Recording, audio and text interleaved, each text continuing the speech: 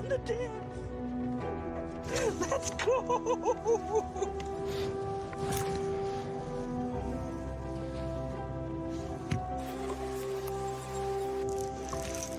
There we go.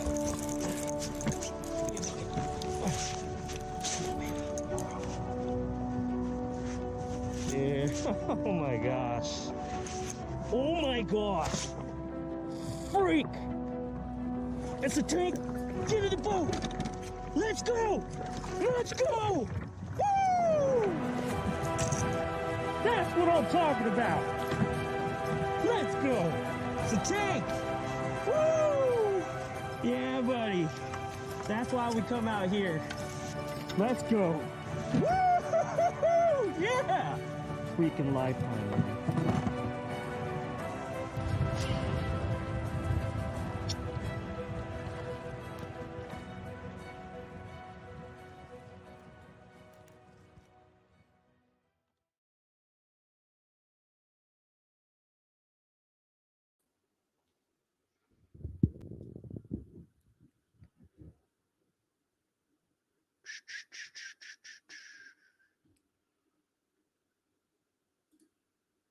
What up, guys? This is...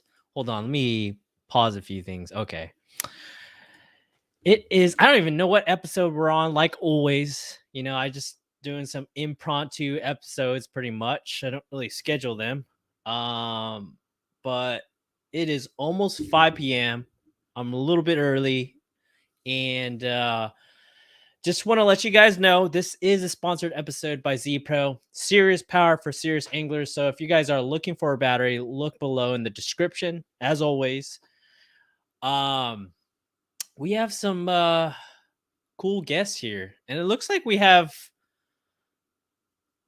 guests that are on time today. Originally, Pua was going to be late because understandable, he has to drop off some of his relatives over at the airport. So, but I don't know why he's here early, but we're gonna check out why and get to that in a little bit. We also have Shane Matos on, and he's going to be talking about a little bit about the SoCal Kayak Angler Club. They had their first event over at San Vicente, and I just wanted to bring in his juice into the episode, kind of like learn off of what he learned the day of the tournament, because there is some juice that he wants to share. And yeah, and I want to kind of get an update on SoCal Kayak Anglers. I haven't fished any of their tournaments yet, but I'm just curious, what is the environment like? What's going on? What's the atmosphere? Is it super competitive right now? And we want to keep you guys in tune with the episode, so be sure to comment all your questions. For now, we have Don on the show right now. What up, big dog? I'll see you over at Tulik over at the Yakabass event. But let's go ahead and bring on Shane. What's up? What's going on, man? What up, my dude? You're... Oh, wait, hold on. Hold on just a minute. Can you hear me? I can definitely hear you, but my audio is not going to my headphones. So mine wasn't earlier, and it kicked on all of a sudden. Okay, here we go. Yep, you're in my headphones now. See, dude, your camera, you got a new look, and it looks pretty dope, dude. Trying to be like you, dude. Bro, you look like a professional YouTuber now, man. Oh, get out of here, dude. You look more YouTube vibes than I do. Oh, man. I learned from the best. Come on, man. We got Daryl G. Broughton Sr. in the house. We have Michael Craig, as always, longtime supporter. We have Max Lee. What up? The 1 hour native limit winner. Big bass winner, man. Heck yeah, dude. He's been catching them. 24-incher, dang. And won a kayak. And won a kayak. So we still have Pua in the background. So if he wants to actually come in chat, I don't mind, or come in the episode right now, I don't mind, but we'll see. His camera's kind of shut off right now, so we'll wait for him. Once his camera pops on, we'll go ahead and invite him on. But let's talk about your experience over at SoCal Kayak Anglers. Tell me about it. Tell me your story. What happened that day? Would you recommend it for people that are in SoCal that's just starting out? Tell me a little bit about your experience and other people's experiences, the new faces and etc. For sure. Yeah. So this was the first stop for SoCal Kayak Anglers. It was at San Vicente in San Diego. It was the first regular, like, actual point event, towards AOY, West Coast Championship qualifier, TOC qualifier. Going into the event, I didn't have any pre-fishing. I normally don't, because I'm a 2-hour drive. So going into the event, I was just really excited to go fishing.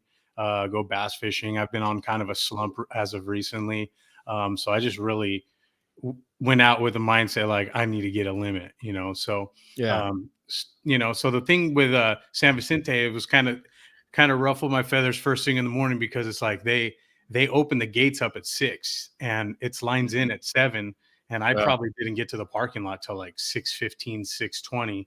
By the time you get down to the ramp and you're in the water, it's like you barely have 5 minutes, Oh, yeah, you're launching right away, right? Exactly. Yeah. So anyways, it was all good. It worked out. I got on the water on time, but around like 6:55, 6:56, I start taking off some layers because it was already kind of warming up. And when I did that, my life vest was on my kayak and the remote was sitting in kind of a puddle of water because I was standing up and I was removing my jacket. And I didn't think nothing of it at first. So then I put everything back on. It's like 6:58. I'm like, all right, cool. So I started messing with my controller, getting ready to move. And sure enough, the remote stopped working. So I was like, oh man, this is not good. So luckily there are a couple other guys around, and they heard me. My buddy Justin and Chris Kimbrough was around. So he told me that he had a backup remote just in case mine wasn't working. So at first I was like, I think I'm good. I'll dry it out. So I popped out the batteries, tried it out, put them back in, and nothing. So Justin, went over to Chris real quick because it was already like 7 o'clock, lines in, and they waited for me. So SoCal Kayak Anglers, that's Dude, just a little bit of taste. They're solid people. man. You said Chris Kimbrough And Justin Maupin, and Justin Maupin. they waited for me. Justin went, picked up the remote from Chris because Chris was a little further from me. He was just waiting there, just in case. So he went and got the remote. Justin brought it to me. It was already had batteries in it. Justin unplugged my motor for me and everything. I put it back in. I synced it, and I was up and running like 7:03, 7:04, and started making the haul. And I was Those just are like, stand-up guys to help you out, man. yeah, man, totally. So I was like, all right, cool. So making my run, and I forgot to take out my batteries out of my other remote. So I'm going full blast, man, full speed. I'm going like 4.6 miles an hour. And all of a sudden, my other remote kind of starts coming back to life. Yeah. And my motor starts spinning like out of nowhere, and I'm going full speed, and then the cable starts wrapping. I don't know if the spot lock was hit. I think it was like when my battery died, I was already on spot lock. So that's maybe my thought. So when it came back to life, it hit spot lock and then it started spinning, and then the cables kept wrapping and wrapping. And I was like, oh man. So I jumped in front of my kayak and pulled the plug real quick. Turned it off, grabbed my other remote, took the batteries out, and I was fine. So I should have done that from the get-go and I would have been probably fine. But are you sure someone else wasn't controlling you? No, definitely not. Oh, okay. Yeah. So after all that madness in the morning happened, then you know, I kind of did my thing. But yeah, that's just kind of shows you how like those guys and SoCal Kayak Anglers are just really solid people, man. Yeah, and they just look out for one another. Yeah, so do you kind of want to know a little bit about how my day unfolded? Do you want to know a little bit more? Yeah, but let's see if Pua is active. Let's add him to the stream. It looks like he's dead still. Is he dead? Is he alive? Yeah, you're alive. What up, boys? What's going on? What up, dude? Got a little bit of SoCal, a little bit of NorCal. Yep. What up? It's good to bring the community together. All Cal. I like that. Yeah, is there anything that you want to know, Pua, from Shane's experience with SoCal kayak anglers? Have you fished one of them, Pua? No, I have not. You But haven't? I kind of been wanting to, but I just haven't Yeah. traveled that way. So, maybe one of these days. Yeah. Yeah, for sure. For Yeah. sure. So what did it set up like for you, Shane? Well, actually, let's just get down to the nitty-gritty. Okay. Let's get down to what did you learn about that day of fishing? Mid-April, San Vicente. Give us the conditions, how you analyze the day, and how you set yourself up to catch 5 fish. Cool. Yeah. So before going into the event, I already knew that I was going to go straight to a creek arm, shallow water. And I figured that water was going to be warmer. And sure enough, I went straight to that back of that creek arm, and water temps were like 66, 67 in the back of those creek arms. So I was just fishing shallow, but it was sunny. It was warm, probably 73, 74, I would say. Dang. Yeah. That is So warm. yeah, it was nice. So I just originally I went in. I know that lake is a drop shot lake, So I went in. How do you know that, man? How do you know that? Please, man. Just kind of like all the other ones, but no, San Vicente especially. So I went in and I just kind of started working the shallows just with a jerk bait first, and I kind of always start there with a jerk bait first thing in the morning, and then kind of switching back and forth with a drop shot. And it was like an hour and a half. I was getting nothing, so I started going in a little bit deeper, and I started seeing them, on beds. But for me, bed fishing is something that I do not do like at all. I've probably caught one bed fish in my 2.5 or 3 years of bass fishing. And every time I try it, I kind of don't enjoy it. I kind of get over it. Like after I see the fish is kind of finicky after 5 minutes, I'm just like, I'm good, But but this time I was like, if I'm going to get a limit, like I gotta figure this out. And I wasn't getting anything else in, 10 to 15 feet range, which I kind of was focusing on at first. So I was like, all right, let's just do it. So I already tied up the day of, I tied up a craw, something that I was going to use, a sudden impact 2.75 inch craw with a 1/4 ounce Texas rig. So I had Did they suck it up, or were they kind of just biting the end of it? Even a 2.75, they weren't bringing it all the way in. They were just like nipping it and moving it off the bed. Right. Really? So I ended up figuring out, I ended up using 3 baits to get the bed fish and to kind of get them fired up. So I used that craw, and then I used Wacky Senko. It was that one that's like white and green pumpkin. I did see you throw a Wacky rig. Yeah, so I did weightless Wacky, and then I used an underspin actually. So it was kind of weird. When I saw them off of the bed, I would kind of use an underspin, pass them, and they would actually nip at it. There was a couple times I thought I was going to hook them on the underspin, but that was really working for me to piss them off. So I was using the underspin to piss them off, and then once they were positioned back on the bed, I'd pull the craw out and I'd bump it on the rocks, and I would kind of, they'd go after it. The first couple ones though, I think the first 2 I didn't get on the craw. I got them on the Senko.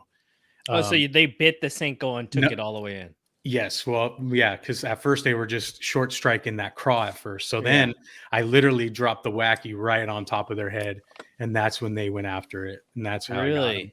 Yeah, so I think I ended up getting one on the drop shot, but that was early in the morning, not on a bed, and I couldn't go off anything after that. So when I focused on the beds, that's when it was just give me the count. Give me the count. So how many fish were on the crawl? How many fish were on the Senko? And so I got 2 on the craw, and I got 2 on the Senko, and I got 1 on the drop, and it was kind of all spread out. I got my first fish at 9:05. I got my second fish at 10 something, and then I didn't get my next fish till 12:55. So like the key thing was to pretty much fire. If they weren't fired up already, Mhm. you would throw the underspin to fire them up because they Yeah. weren't reacting to the Senko or the crawfish. So you had to Mhm. throw a swim bait, get them kind of to turn around or behave in a way Yeah. where they're just like, "Whoa, what's Yeah. that?"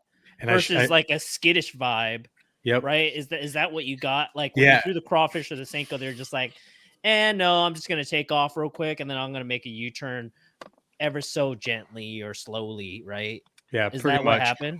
But I forgot to mention actually the reason I Yeah. was using the underspin is because I broke off on 2 dark sleepers. I was using the dark sleeper, and Yeah. they were getting fired up with that. I busted off Oh. from a failed FG knot on my part, and Oh, okay. it's probably time for me to respool my braid, but Yeah. and I also set the hook way too hard. And Our so- boy Cheeto was yeah, broke off yeah, I his saw that. dangerous swim bait too. Yeah, so I broke off 2 dark sleepers. It was my fault. The first one I broke off, I was using 12-pound tests, but then I didn't have another rig ready, so I just got my spinning rod and it was Yeah. on 8-pound, and I tied up a dark sleeper on 8 Oh pound. dang. And then I hooked one and broke off on him too, and Oh. broke that off at the bait though, not at the leader connection. And it was just light line. Yeah. Should have known. It was my fault, Man. It's all but I was good. trying to get that guy. But Yeah. after the dark sleeper broke off, that's when I tossed that wacky down and Was that a got key him. fish that broke off? Yeah, dude. Was Yeah. that like a 16, 17, 18 It was a around there? 16, and then at least a 16, I Oh would say. But damn. one fish that broke off would at least put me in the top 15, maybe top 10. I lost on the wacky worm, came off right at the boat. Yeah. And that one was the killer. What would But you say is the best like fishing line? What would you go in with? my Off having the experience of breaking off, what would you kind of upgrade to if you were to go back? dude, again. I'm gamma 7-pound. I mainly even I was hooking the rest of those on the wacky. I was using Yeah. gamma 7-pound and landing them. Gamma touch Oh, so 7-pound. you wouldn't upgrade on the No, dude. line? You wouldn't go like I was 12 or fine. 15? It was I think it had to do with the rod too. I was using my BFS setup on the wacky worm, and I have a medium light casting rod, and it's super parabolic, and I think that was important too for sure. Well, I mean, you like fishing on the line, you know. It's not fun when you always could just horse them in the boat all No. the time. You know what I No. mean? For Definitely. me, I'm more of like, yeah, I'll go 12-pound and just swing them in the boat, and Yeah. then get all these comments on YouTube like, you don't know how to handle Yeah. fish, blah blah blah. The 12-pound on the craw was definitely more Yeah. fun. I'll tell you that much. It was Oh, definitely dude, you more probably fun. roped them in, huh? Oh, I did, yeah. And Oh, the yeah. hook set's so much more fun, and you just reel them up to the very Yeah. tip and just put them in the net. Yeah, for sure. For sure. Yeah. Pua, Yeah. what are you doing over there, man? I hear you like fiddling with like a water bottle or something. Yeah, filling with a water bottle, just listening to Shane. Tell us about how you bed fish, Pua.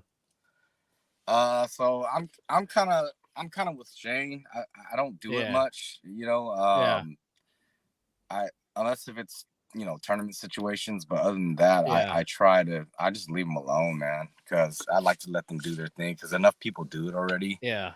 But Yeah. in tournament situations, I like What's your like? Yeah. Tell me about what's your go-to bait, and if they're not fired up, what's your other bait that you try to get them to fire up? Yeah, so I go with like a pegged 1/4 ounce bullet weight beaver bait. So I'll start off with like the smaller ones first, the 4.2s, and if they Yeah. don't bite those, and actually I go bigger. I go to the 5 inchers. Are They you don't talking bite those. about Are you talking about Reaction Innovation yeah. double wide? Yep.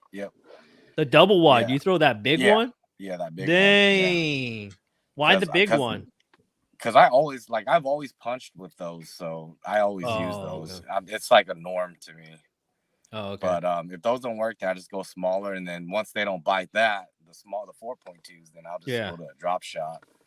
But yeah, I don't bed fish that much, man. I wish I do it more so that I can, every fish on a bed, they're different. I wish I'd do it more so I can just kind of like see their behavior and stuff and whatnot. But I don't do it enough to the point where, I'm a pro at it. You know what I'm Have saying? any of you guys had like a win off of bed fishing or no? No. Have you guys have like a key fish off of bed that would have that got you in the top 5 or top 10? Like a 20 plus or something? No. Yes. Oh, you have? So Tell me a little bit about that story. So that one was, I think it was 2021. It was the Yakabass Spawnpalooza. And I started off at one area, and I chose the Delta. I went off to one area first, and then it wasn't producing. I got my limit there, and I swapped off to another area, my big fish area. And then I kind of knew where these bigger females were positioned already. So I was blind casting to them because the water was so dirty. It was, even though it was outgoing tide, it was so dirty. But I knew exactly where they're at. So I'd just go out and I'd blind cast to them. Like, let me see. So that area is like it's kind of like a flat from the main channel. And I'd go out and post up in the kind of like the mid section of it. So probably like in 10 feet, casting it up shallow. And I think there was like, from when I went to go scope out the area during that time, I saw like about 5 of them just in that one spot. And so I just laid back in that 10 foot and just cast it around. And before you know it, one of them took it. And and that made the difference. Oh, so you don't really, when you do bed fish, you don't really try to get a good look at them. You try to stay a distance and cast into it. Yeah, and see if exactly. they bite. Yeah. Oh, I see. Yeah. That's similar to what like John Dimonet does as well. And I've had that like, too. Yeah. I had that too, where I'm staying off a distance. Like I'll see them and then I'll like shoot the boat maybe 10 yards away from them, and I'll toss like a big old like wake bait, and I'll just leave it on top of them. Yeah. And I'll slowly tick, tick, tick a little bit, and usually they'll come up and then slurp it, especially if they're aggressive and they're on a bed, they're locked on or something. Yeah. I was on top of these fish, like. Oh, you're probably like less than a kayak distance away from them, dude. Literally, I literally vertically dropping on top of them at one point, like leaning, reaching over my kayak. Like, I think that's like part of the joy, though, right? Yeah, it was pretty. That you could visually see them. Yeah, it was pretty fun. Yeah, exactly. And then like I think it's even better when like they aren't fired up right away. Yeah. And then they swim away from the bed and then they come back, but they're still not fired up because they bounce out again. But then once you throw that other bait, they kind of go, wait a minute. And then they start kind of looking at it. Yeah. And then that's when you're like, ooh, you made a big mistake. And then you throw back your first bait that they weren't paying attention, and then they just hit it right away. It's crazy. It's crazy. I was tossing when I like hook them and they would come off. I would toss my bait back in and they would go right after it. They wouldn't even like be finicky. They were like super aggressive. They're super charged up. Right? They were charged up, dude. Yeah. They would almost like race over to it, smack it, and then run away real quick, right? Yeah. Or they wouldn't run away. They would just smack it and then kind of shake their head, trying to get that barb out. Yeah. But go ahead. I will say this though, like after I got my limit, I stopped bed fishing. Like I was just like, I've had enough. Like it was cool. Like I got my limit, but I kind of moved on. Like I was finding more, but they were small, and I was like, why am I even going to try? Why am I going to bother them? You know, I kind of was like, all right, I did my thing. Now like it was fun. It was fun, but like I don't see myself doing it like for fun fishing, like you were saying, Pua. Like I just see it, and like I needed to get that limit. I wasn't gonna drive home 2 hours with one drop shot fish. I was like, I'm gonna I'm filling a bag, dude. So whatever. I mean, we could probably say all agree to this. If it's a tournament and you come across a key fish, well, you never know if it's a key fish or not. But if you come across one, you're probably going to give it a shot for at least 5 Yeah. minutes or something. 100%. I will now, definitely. Yeah.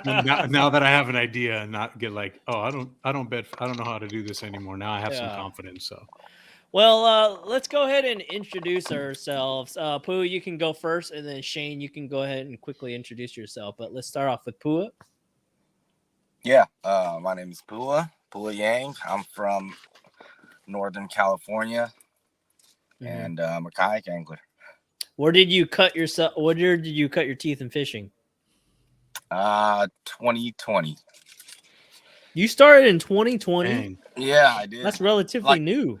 Like actually tournament fishing. I've been kayak fishing like since 2017, but I Bass didn't really fishing? get in. Yeah, no, kayak fishing. What I've been about bass all fishing? all my life. Oh, okay. okay. Yeah. I was about to say, man. I was like, damn, you showed up in 2020. Yeah, he's always on top. Yeah, he's always top. I've always top seen his name up there. Yeah. I'm trying. What state did you start out in? Was it always Sacramento? Yeah. Yep. Homegrown Sacramento. Yep. You're not one of them Minnesotas. Nah, Minnesota Hmong people, no?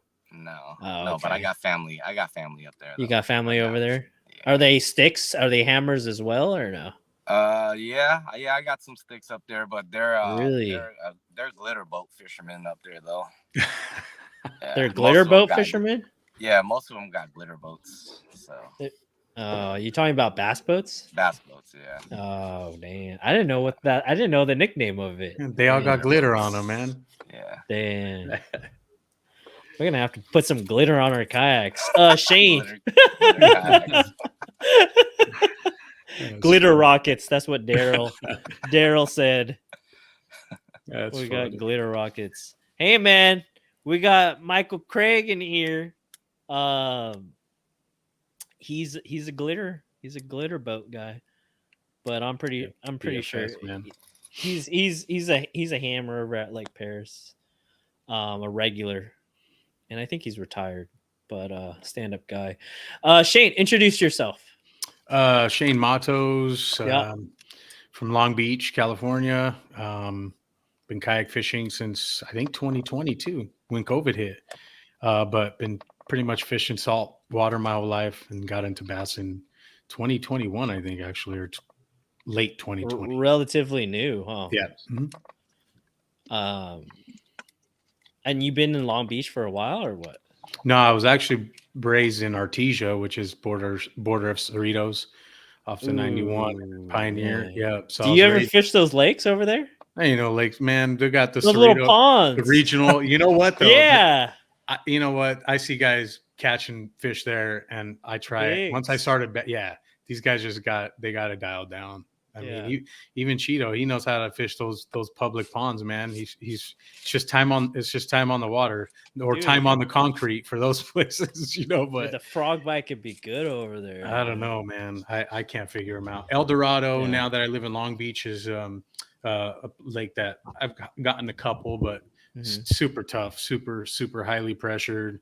And it's a concrete bowl too, like yeah, you said. people taking small fish home all the time, or just fish in general. It's like, What not is your guys' opinion on it? My opinion for taking small fish home, I'm like, freaking take them. Like, take the 12 to 14 inches all day, please. I Just think freaking take them. I think it depends on the body of water, man. That's in my opinion. Like Paris, a place like that, yeah, I can see that. But dude, I would love to catch a 12 and 13 incher at El Dorado or Cerrito sometimes, man. But that's true. yeah, and especially That's the true. kids and stuff. It's kids' places. That's where a lot of kids learn how to fish. So If anything, put more shad in there. Put some Something. gizzard shad somewhere. something. Put some What bait about in you, there. Pua? think if Exactly. I think if you got to eat, go ahead and take them, man. Mhm. Yeah, I don't need to eat largemouth. I wouldn't even eat Yeah. it. I would give it to 99 Ranch Market or something like that. Because they always have black bass there, They man. do. I remember I stopped over at Saratoga Avenue over in the Bay Area. I think it was in San Jose. They have a 99 Ranch Market, and they have a fish tank, a black bass. And I'm like, at first I was like, man, that's messed up.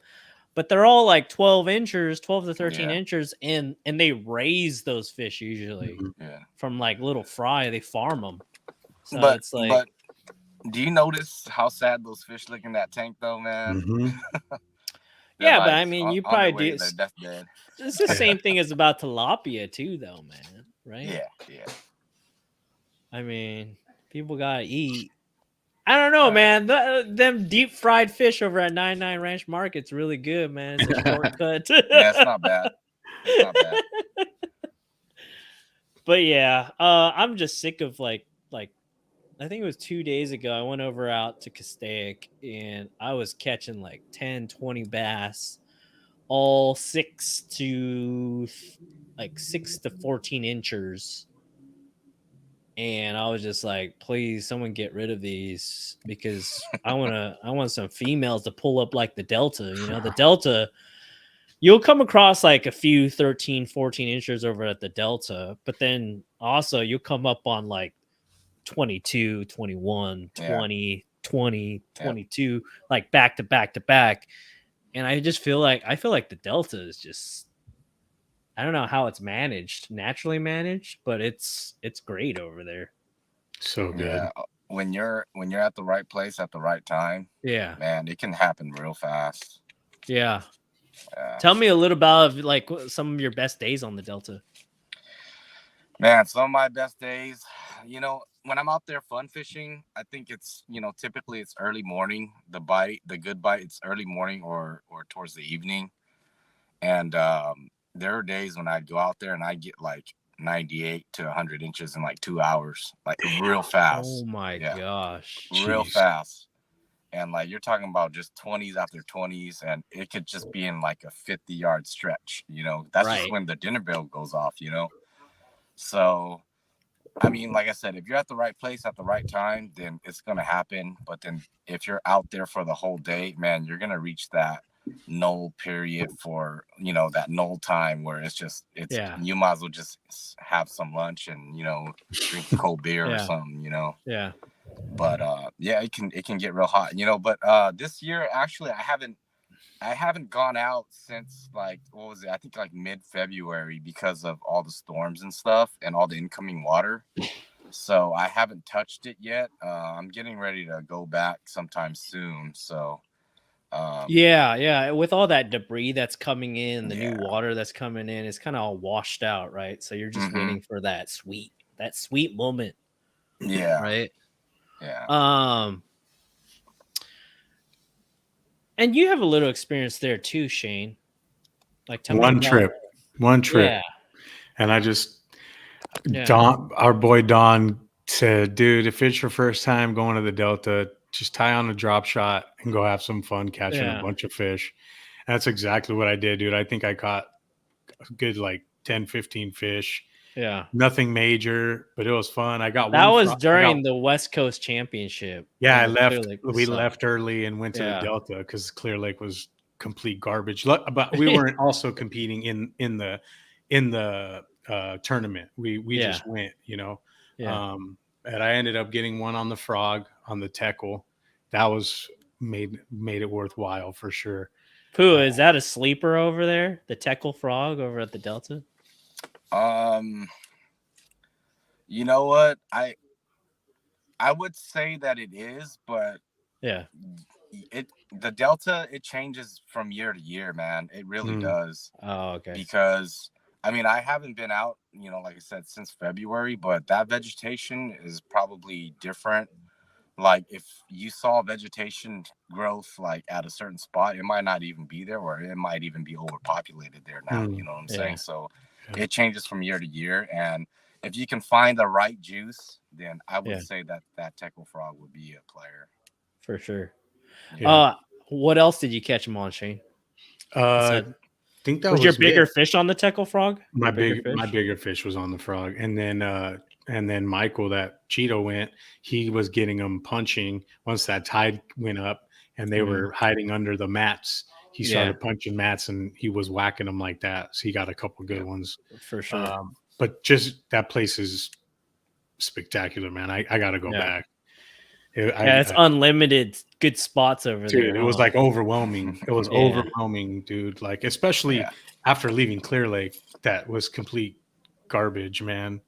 But I have to go back to Clear Lake because the last 2 outings have been not very good. So Max Lee was saying, Pua, I'm coming up for the Delta practices trip. Show me your juice. You'll figure it out, Max.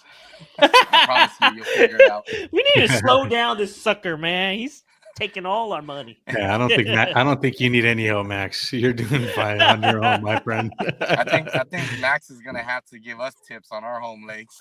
I know, seriously. I'm gonna have to bring him over to the lagoon and go 1-on-1 with him. You know, maybe he'll show up. Shane and John Burner says, "What up, John Burner? He got John 4th place. Burner. Congrats to John Burner. He's having a good year. He's having a great year. He's a stick. Yep. So you talked about Pua. Tell me about. Well, let's just get straight to the juice for this podcast. What are some of the best lessons you've learned this year about kayak fishing and coming close to wins? Give us some advice, to all my viewers, man. I mean, it's up to you. If you don't want to share it, then you don't have to share it. You know, it's all about time on the water, as we always hear. You know, time on the water and preparation, because I have to really emphasize on preparation, because, you know, sometimes you can get ready for a tournament and you go out and the tournament's like, for instance, 2 hours away, and you forget that key rod or that key bait, you know, and that can really do it for you. You know, that can make or break you. Or a screw falls out of your kayak, you know, a main screw to your kayak, and that can be a deal breaker. So, you know, preparation is really key. Like, always check your gear, always check your kayak, always make sure you're prepped, because those little things can really make or break you too. Absolutely. Yeah. Absolutely. And I love that you're taking, you know, I don't know if you want to share the story with everybody, but I know that you come across, you went through a lot this year. And you're trying to beat all the odds, you know. We're always trying to beat all the odds to win one of these things. And you're trying to get over that hump, man, and try to get a top 5, you know what I mean? But yeah, man, I I don't know if you want to share this story at all. You don't have to if you don't want to. You know what? That story I'm gonna keep dear to my keep heart. It private? And Okay. yeah, because it still stings, man. Yeah. So, you know, I'm just gonna keep that one to myself. And just move on from it, you know, just learn from it. And just, you know, because we're gonna have those days where we have bad tournaments, you know, and it's like, I think everybody's gonna have those bad days, like the woulda, coulda, and shouldas, you know, and it's just, you know, you hear it a lot. When it's your time, it's your time, and when it's not your time, you can have the best day you know that you ever had, and then things happen. And well, did you see, you know, one of the MLF guys, Mark Daniels Jr. What happened? He brought in an extra fish, or he released one fish he shouldn't have. Oh, so he had 6 in his live well. I think he had 6 in his live well, or he released one other. No, he left it in his live well. Oh, when he went to weigh-ins. MLF, right? MLF, Mark Daniels Jr. He left one of his keepers in the live well, and he brought 4 of into the weigh-in. And with that last keeper, he would have made the cut, the $8,000 like you know how there's the cut. Pretty much, he Mhm. made the cut in Yeah. order to win $8,000 minimum. Man, And forgot that, a fish. and that happened to him his very first tournament. Damn. So it's like what you said. Everything has to go right, and every step of the preparation has to go right. Yeah. In It order to freaking get that dub. Hmm. Yep. You know what I mean? So if it comes down to counting your fish, submitting all your fish, and going through all the photos inside your phone, do it. Yep. If it Yep. comes down to you staying up till midnight, respooling some old braid, you know, to new braid with one of your reels, do Yes. it. Because Yep. all those little mistakes can cost you a 16-inch fish or a 12-inch fish that could catapult you to a top 5 or first Yeah. place. Yep. You know, I think it all happened to us where Shane, you broke off a fish, Yep. but we're moving on. You know, I Mhm. lost a 12-inch fish that would have won a Hobie PA-14. If I Yep. used that net as a fence, I would have won a $4,000 Yeah. boat. Right. So Dominic. it's like, Do you use it now? oh, I love the net, bro. I was wondering why people are telling me on my YouTube dude. channel is like, dude, use the net, and I think most importantly, the net is the best beneficial part of using a net is that fence aspect. Yeah. Yeah. Because I like lipping my fish. Right. I feel like right. sometimes lipping and flipping it in the boat is faster. It is. And Yeah. and then sometimes if you like reach for the net, and then that time that you reach for the net, you That lost split that amount of second. time. Yep. And Yeah. that fish comes loose. Yeah. But using that net as a fence, oh my gosh, I could tell all of you guys right now I regret not using it that one time. and all the times, but yeah, man. It took You this guys are long, right huh? on YouTube. You guys are right. I think all of you guys. Dom's got the using next it. round when we all meet up. That's funny. Let's go into the chat and see what kind of questions we have. We have Yomongi. Pua, how was Eastman Lake, bro? It was tough, man. Tough for me. I did have one big bite. You know, when you cast your Senko out there and right before it hits the bottom, your slack just straightens up. Mine straightened up, and I waited. Yeah. I gave it 2 seconds. I felt the tug, and I set the hook, and my line broke off. And that was all she wrote. Yeah. I know that. I knew that was a big fish, but you know, Yeah. It happens. You know, caught a small limit, but it was tough. It would have given for you me. at least 8 inches, huh? I think so. Yeah, I think so. What pound test do you throw on the Senko? Is there anything you would have done differently? Yeah. So immediately after I broke that one off, so Yeah. I'm using 10-pound Seagar Tatsu as a leader. Yeah. Yeah. And I immediately switched it to 12 pounds. But you know, it was too late by then already. Yeah, for sure. Yeah, she gave me one chance, and that was it. That was all she wrote. Was it wacky rigged or Texas rigged? It was Texas, because Texas Eastman, with the water as high as it was there was a lot of underwater bushes and submerged and bushes that were hitting the top of the surface of the water. Mm-hmm. And they were around the bushes.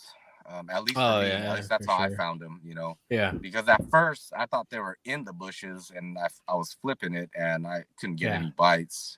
So and they were on the outside of them? Yeah, they were on the outside. You literally had to cast it each side of the bushes, and eventually they're on a certain side.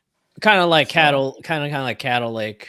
Yeah, exactly, like the roots. Yeah, exactly. Yeah, the left, right, center, left, right, center, left, right, center. Yeah. Max Lee says date and time for Lagoon Challenges throwdown. Come on through, bro. Come on through, man. Nice. You know, maybe we can get a I want to Pua see that. versus Shane. We can do a Pua versus Shane, and then we could do a Max versus Dom, and we can just all have a hangout. That would be kind of cool if you guys came down. That'd be fun. That would be fun. Yeah, I mean, shoot, I like kicking with the homies. We need to go back to Lopez.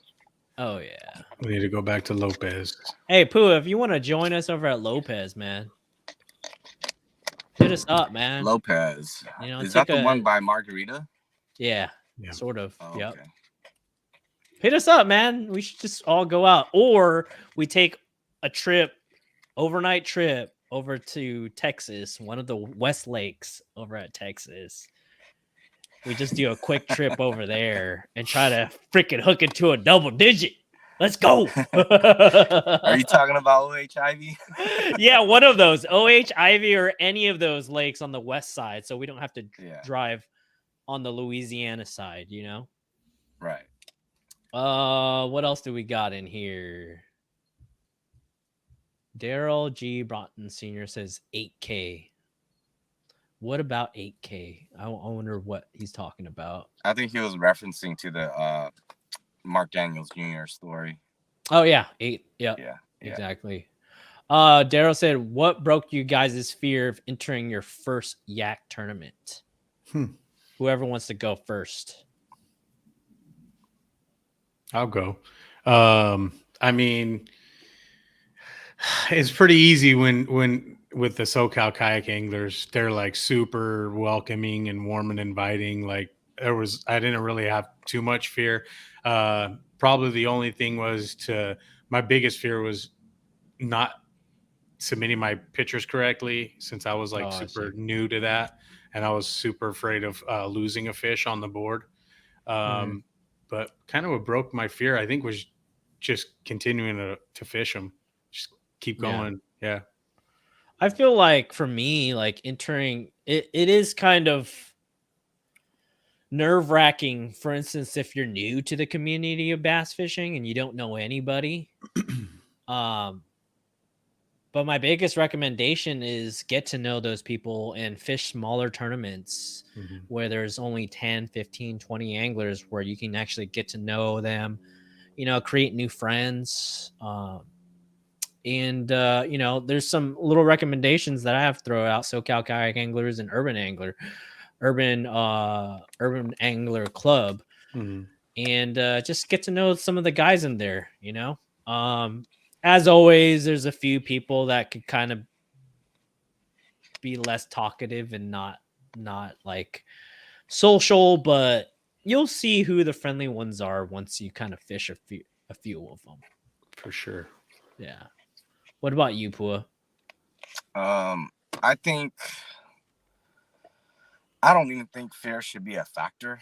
I think the way I look at it is just go out there and have fun, you know, forget about the tournament aspect of it, and just go out there and, you know, that's your first tournament's going to be the one where you're going to make the most mistakes, and you're going to learn from that, you know. Yeah. So just go out there, have fun, and hey, if you do well, you do well. If you don't, you know, now you know. And that's it. You know, like the most epic fishing times was like I had the most fun was like probably with the topwater bite, man. Over at the Oaks, the Clear Lake Oaks. Yeah. Man, just go have fun, dude. Like if it means you throwing a frog all day, just go do it. And if you come in the top 5 for it, at least you came in the top 5, you know, doing what you love doing, throwing a frog or something. Just go do your thing, and don't even worry about any of that. Yeah. Yeah. But if you want to be a good fisherman, don't listen to any of that. Don't be afraid to put down the frog or swim bait. There's something useful that I learned from Milliken Fishing, from a podcast that he just put out with Fish the Moment. He says, I don't have any ego about throwing a 10-inch bait and catching them versus throwing a 2-inch bait, a 2-inch Ned rig catching 100%. I am not one of those guys that will go down in flames with a 15-inch swim bait or 10-inch swim bait. Yep. I will do anything willing to adjust to catch them and make sure I'm the most competitive angler out there. Yeah. And that kind of like really chimed well with me, because I was just like, you know what? He's absolutely right. Like, if you want to be a super competitive fisherman, is like you just adjust adjust to what the fish are reacting and behaving around. That's yeah. It's funny you're talking about that because Yeah. as I was trying to evaluate my recent performances, and that's what it came down to. I didn't adjust. Right. And because you can fish an area for, like, just for example, you can fish an area that has fish, but Mhm. when they're gone, like, now what do? You know what I'm saying? You have to Yeah. adjust. Maybe Yep. they've moved deep, maybe they moved to the shore, maybe they Yep. moved to another island, offshore island. You have to be in tune with what they're doing, because if you don't, then you're gonna hit that null period where it's just like, dude, just have a sandwich and go beat the bank or something. You know what I'm Yeah. saying? Like, Yeah. it gets tough after that if you don't adjust. Yeah, exactly. There was a time where West Coast Championship, all my homies saw how sad I was, but I was throwing down with like the horny toad, not the horny toad, but it was made by Zoom. It's similar to a horny toad, but I was fishing topwater all freaking day in a flashy swimmer, and that's normally something that I don't do often, but I thought I would just go for broke. And that's one of those times where I didn't adjust to what was going on. And I Right. thought about it. Now I still think about it to this day. I'm like, there's 121 anglers, over 120 anglers, and they all said the bite is tough and they'll be happy with 5. Why didn't I adjust and go back to what I know with a drop shot and just go and do that? And that really puzzles me, is because like I was really stubborn on forcing a topwater bite when there was no topwater bite from the beginning. Right. For some there were, but for my areas there weren't. And I should have adjusted and just said, you know what? I don't mind cracking a top 10 with a drop shot if they're going to be eating a drop shot. I should have just thrown my ego away and say, I don't need a win off the topwater. Yeah. They weren't eating the drop shot either. Well, I mean, actually, dude, in the areas that I found them, the last day I caught 3, and the last day, the third day, the second trail for a KBF, I was throwing a topwater for freaking 5 hours, right? And then I go back to some rock piles I fish early in the morning, and I tie on a drop shot, and I drop down there. Tink, 16 and a half. 10 minutes later, drop back down there. Bink, 15 and a half. 10 minutes later, again, drop down there. 16, right? And it was all within an hour. And I was just like, oh my gosh, why didn't I do this all weekend? So those Clear Lake fish, they swim around a lot, and they they group up, but they're not like sitting all over the lake. You know what I mean? They're in like some sort of small little crevice in a certain area. You just got to be able to find them. But it's one of those things. Is if I didn't have an ego with that topwater and I was thinking like history, Clear Lake is known to be a topwater lake. Like you could win off of a frog over at Clear Lake easily, but I didn't throw that on my head, and I got my ego way ahead of myself. But let's see if there's any more questions. John Burner watched my video and uses a net all the time.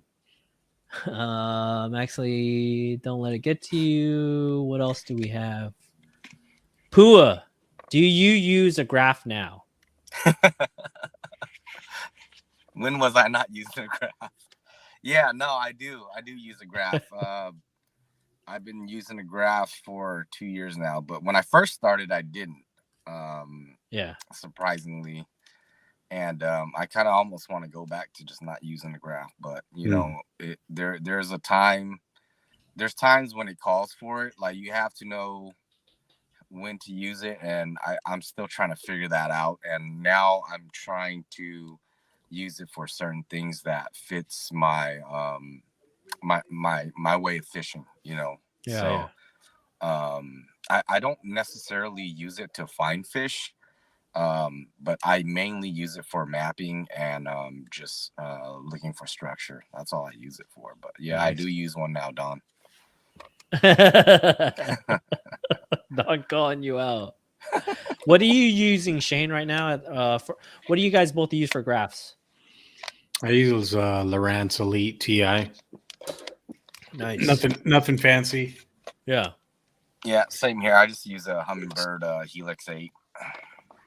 Nice. I just use 106 SV and 93 SV and some live scope, and that's it. Yeah. Yeah. All the bells and whistles.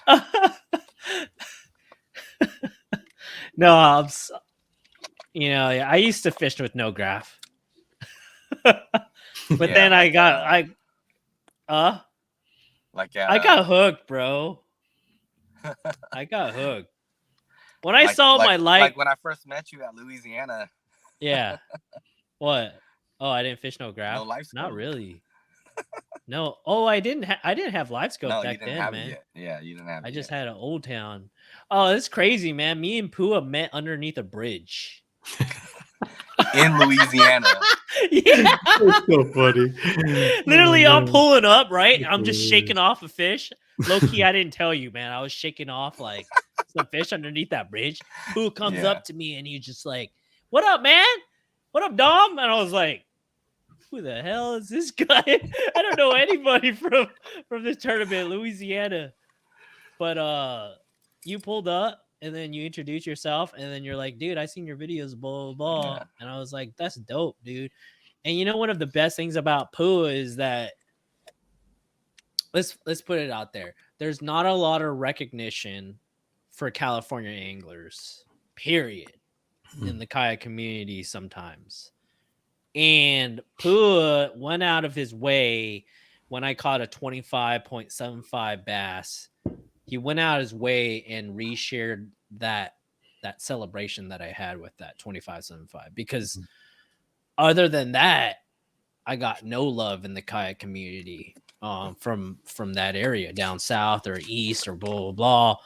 They just shake it off, you know what I mean? But shout out to Pua, he's the homie. He went out of his way and promoted, my content, and I appreciate that, because Anytime, bro. the West Coast needs some love too, you know? Oh yeah. Yeah. And shout out to Shane too, man. He fixed my pedal drive, and that's how we met. We met off of YouTube. Crazy. So anybody that has a fear in entering their first tournament, it's not at all as serious, man. Yeah. Like, all these guys are really cool guys. As long as you're out there to put out positive vibes and don't do anything unethical or morally wrong, then you'll be fine. Yeah, I think most of us are, the kayak community. I think most of us are pretty cool. Yeah. I can't speak for the not so cool guys, but Yeah. I don't know it. Like everybody I know is cool, super cool. Yeah. So Yeah. it's all good, no fear. Yeah. Who do you guys think is the nicest guy in the kayak community? Top 3 nicest guys in the community. Go. Go. Who? You go first since you're laughing. Nicest guys. I'm going to have to say top 3. And it can't be us two. Don't count us two. No, because I'm not the nicest guy. But yeah. Top 3. Right, the nicest guy. I'm gonna have number 1. I'm gonna have to say John Myers. Number 2, Damien Tao. Yeah, that guy 3, is nice. Number 3. Dang, number 3 is a tough one, man. You're like, there's no other nice guy. Yeah, there's no other nice guy. Everybody's just cool. You're talking about nice guy, nice versus cool. Nice. It's kind of different. I can't pick that third guy. I'm gonna leave that open for a minute. From NorCal, nice. Another nice guy. What do you think about?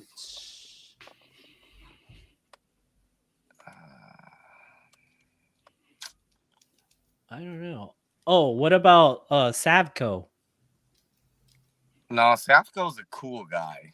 Oh, he's a cool guy. He's a cool guy. Safco's Oh, a cool man. guy. You can't be asking us that. You can't be asking people that, Dom. You like asking if he's nice or not.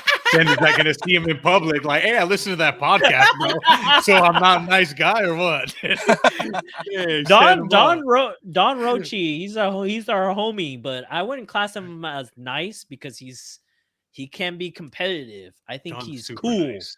Don's super cool. nice, bro. Yeah. Okay. No, he's more cool than nice. Don's nice. If there was a cool meter and then a nice, he's more towards cool than he is nice. Yeah. So you don't know Pua. Come on, give me a third, man. Third guy. Cool. Nice guy. It All right, can't I'm be. Yeah, go ahead. I'm just gonna say a random person. All right. I'm gonna say David Owen from David Owen. Okay. Yeah, David Owen. Yeah. So hey guys, nice in guy. NorCal, if you guys want to get into the community, those are the nice guys in NorCal. Okay. Shane, tell me 3 top nice guys over in SoCal. You can't use me. I'm I not ain't nice. You're not nice, man. No, I'm not nice. Definitely Steve Beekner. Steve Beekner. Yeah, Tim O'Connor for sure. And Chris Cabral for sure. He's one of the first dudes that was like the most welcoming. Oh, there he is. Yeah. You know what? I forgot about Chris too. Chris is a nice guy too, man. It's too late, man. You already put him as the lowest on the list, man. I'm gonna put him as cool though, number 1. Okay, guys. So if you guys are new to tournament fishing and you want to meet the nicer guys that are more welcoming and etc. Not saying that anybody else is mean or anything. We're just saying these are your top nicest guys. John Myers, Damian Tao, Chris Cabral, Steve Buchner, Tim O'Connor. Those guys are probably the nicest guys in the kayak community. And so. I can name at least 10 more from that club or 20, but just saying, But they're more cool than nice. No, there's still a lot of nice ones. But yeah, for sure. I'm just talking crap now. Daryl said, "How dialed in were you with your yak?" I come from Glitter Rockets and Texas Banks. Were you with your yak? Were y'all's? Took me a while to get dialed in with my kayak, man. Yeah, till I figured out exactly how I like it, and now I got it dialed in. But I would say it took at least a solid year to get dialed in. I'm still trying to get dialed in, like putting which graph into like what area. I don't like bending over my lower back. I have problems. So like bending over and tapping the screen, that doesn't work for me. I have to have my graph like right next to my thigh. So it's just, I reach to set a waypoint and that's it, you know? But I'm still dialing it in till this day. Pua? I'm same here, man. It took me about a year, and it's like what you were saying. You're still tweaking things here and there because you're trying to make it more comfortable for you to, like you said, reach over and to not reach over and adjust your graph, or like to not reach over and grab this or that. So it's in the beginning, you don't really pay attention to those things yet, but as you progress in kayak fishing, you're going to find out that there's little things that you could do to make your life a little bit easier on the water, so you learn as you go. That's so like my answer to that question is really, I am dialed in, but am I dialed into perfection? And that's what we're always trying to chase, is like, how can we get that freaking edge compared to that next competitor over in order us to, like, for instance, submit that fish? What do I got to do to take a picture faster? What do I got to do to prevent that fish jumping out? What do I got to do to prevent any health problems, and etc.? Like, they have the kayak cushion and that little candy bar for your lower back. So I gotta say, like, after a year, we are dialed in, but we could probably still, get even more dialed in. I have a question for Pua. What's your style, bro? What's your John Burns. style? Yeah, Pua. What is your style? Look at him. Look at his glasses. He got some style, man. He doesn't want to show his pretty eyes. My style is boards don't hit back. What does that mean? I'm a shallow guy, man. Yeah. I'm a shallow guy, and you know, I live and breathe shallow, you know, so reaction, and I'll have to finesse shallow too if I need to, but for the most part, I just live shallow because, you know, I fish top the three Delta a lot. things. Top three baits that you have tied on right now for this month. Spear bait, chatterbait, and a Senko. There you go. That's his style. That's it. 6-inch Senko or 5-inch Senko or 7-inch Senko? 5. Shane, what's your style, bro? Finesse, but I'm starting to kind of grow a little bit. I'm starting to get super bored with the drop shot these days. So I've been definitely learning some more techniques, but yeah, Texas rig, a underspin or a swim bait and drop shot would probably be my 3. You know, like I got sick of drop shot too for a style. I'm always drop shotting, but dude, it is pretty fun when you turn a drop shot into a power shot or a Bubba shot and you start pitching and flipping around trees. Yep. It's almost like the same exact thing as flipping, you know, flipping 20-pound test, 15-pound test, you know, and you could bring it up to 10 to 15-pound test and it don't even matter. Yep. Max Lee. Meeting under a bridge sounds like a love story. Yes. Is that what you're thinking, Shane? Oh, that was. Is that what you cracked up? I said that's so funny. Like, oh, we met under a bridge. It was a cold winter night. Oh man. Oh, it was love hold my hand. Yeah. Oh man, that's good. I guess it was kind of romantic, you know. It's all good, man. It's bromance. They're bromance, dude. Yeah, bromance. Is there any other questions?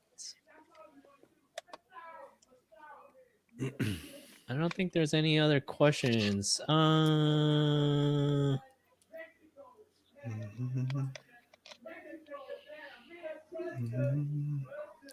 It says, I barely know my name. Are there yak clubs here? I'm here, but in Texas, where TBFD introduced me Kayak. Now I'm back home.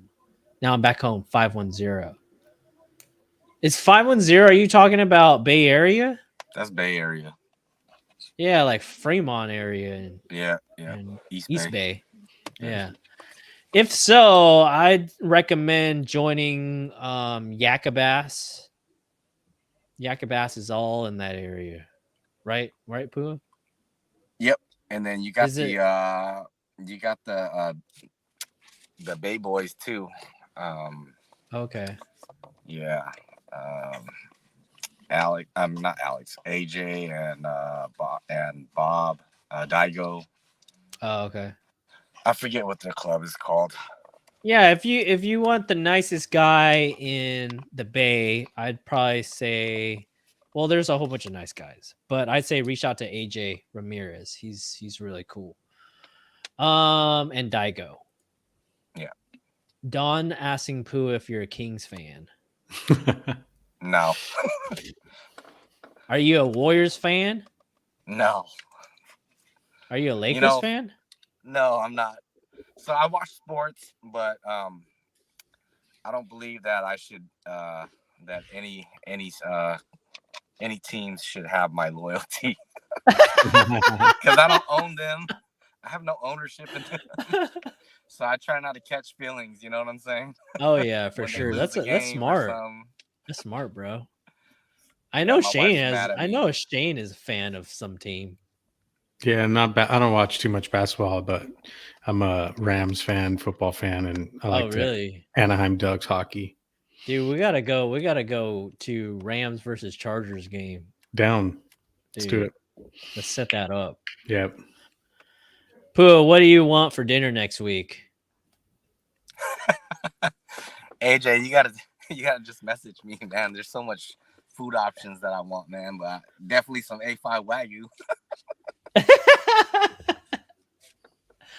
All right, guys. I think that's it, man. I thank all of you guys. I thank you guys for the most part for jumping on the podcast. Thanks for having us, man. Thanks. Yeah, for sure. And Shane, thanks for hopping on like last minute. I appreciate that. No man. problem, dude. Absolutely. Pua ended up coming earlier than I expected after he delayed me a little bit, but didn't mean to, man. I wanted to make time for you know, in case I was gonna be, you know, a tad bit late. So hey, man, I appreciate it though. Cushion. Yeah, I appreciate it. And you guys put a little juice out there for everybody that's getting into bass fishing, bed fishing, and etc. Delta fishing. Yeah. Is there anybody that you would like to thank, Pua and Shane? Do you want to go first, Pua? You know, just my wife and my mom for letting me do what I do, you know, being lenient on me and letting me travel when I need to travel and do my thing. And, you know, my friends, my families, they're always supportive of me too. And that's pretty much it for me. Awesome. There's no like kayak retailer that you want to shout out? Oh, and Lodi Paddle Sports. I'm sorry, man. Yeah, that's my crew. That's my crew, man. Yeah, that's my crew. Yeah, for sure. Yeah. Shane. Just thank my wife mainly for just, you know, letting me do what I love to do, and all the homies, you know, Kayak Ditch Day, all the support, all the love from all them, and yeah, for sure. And SoCal Kayak Anglers, thank you. You guys are always super nice. So sweet, right on. And I just want to thank Z Pro for sponsoring this episode once again. If it weren't for Z Pro, I probably wouldn't even invite these guys to come on and share their juice, but because of them, we're able to. And I want to thank my girlfriend too. But hey, do you guys have any advice for, like, you know, my girlfriend and she just got mad at me recently. Is there anything that I could do to kind of like put myself on her good side again? Go ahead, any Shane. Advice? She doesn't even know.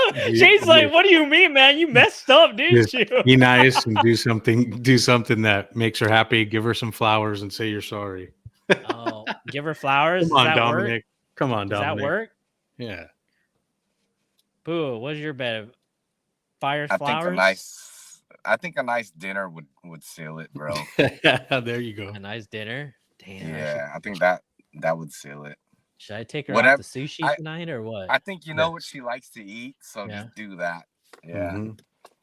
Damn. And stop getting in trouble, man. Right? Be better. Be better. She mad at me, bro. She mad at me, man. Hey, be better. I gotta do something. That's funny. That reminds me though, her birthday's tomorrow, so you kind of should I wait till tomorrow or should I do that tonight? Tonight and tomorrow. Tonight and tomorrow. Yeah, I'm getting ready to go make dinner right now. So. Damn, Free Spool and Keith just says flowers, chocolate, and diamonds. There you go. I could do flowers and chocolates, but diamonds have to wait for sure because I'm a fisherman. All right, guys. Thanks a lot. I appreciate you guys' help. I'll talk to you guys later. Peace. All right, man. Later. Peace. Later, guys.